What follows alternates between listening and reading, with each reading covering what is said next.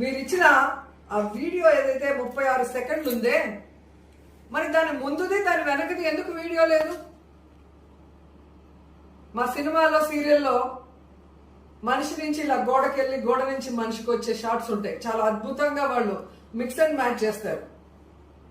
అలాగా మీరు జగన్ గారు convoy car, black car door కింద మనిషి, మళ్ళీ అక్కడి నుంచి బ్లాక్ కారు డోర్కి వచ్చి మళ్ళీ వస్తారు. ఇది ఎక్కడైనా జరిగే పనే ఉందా? ఒకవేళ అలా జరుగుంటే ఎస్పీ గారు ఎందుకు జగన్మోహన్ రెడ్డి గారు కాన్వాయ్ కాదు, ప్రైవేట్ వెహికల్ పలానా నెంబరు అని ఎందుకు కేసు పెట్టాడో చెప్పాలి.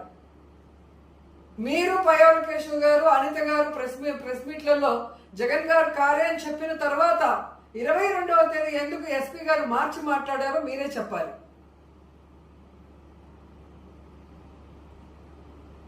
ఇలా అయితే చంద్రబాబు నాయుడు గారు భవిష్యత్ రాజకీయాల్లో ఒక ఫ్లైట్ యాక్సిడెంట్ అయితే ఆ ఫ్లైట్ సంబంధించిన మినిస్టర్ని అరెస్ట్ చేయాలి.